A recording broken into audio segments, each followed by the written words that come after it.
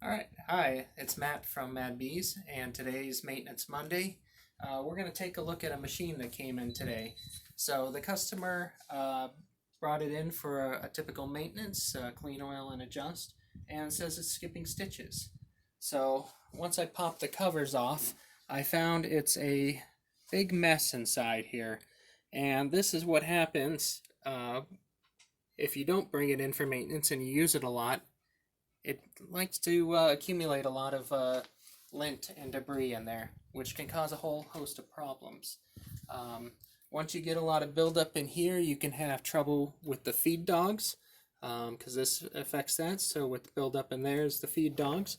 If we spin it around here, we got some thread and stuff caught up over by the motor, which isn't good because that can bind up.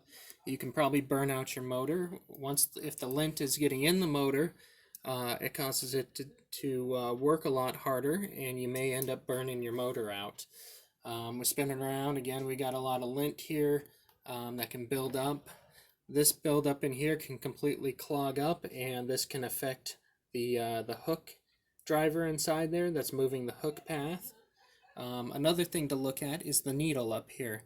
I don't know if you can notice, but it's got a nice big curve backwards, and the needle is really bent on this. So when you bring the needle down, it actually doesn't work at all. So I don't know, I'm not sure how they were sewing, but it actually is hitting the stitch plate, and there's a lot of impact marks on here. So a couple things to look at is to, one, check your needle. It's a big thing. The other thing is to make sure that your hook driver area is clear and under your stitch plate is clear in the feed dogs. And make sure if you're sewing a lot that you do bring it in for regular maintenance. We do recommend once a year if you're a casual user. If you're using it every day, possibly every 6 months you may want to bring it in to have it cleaned out. Otherwise, you could have one of these on your hands and get a lot of problems. Well, thanks.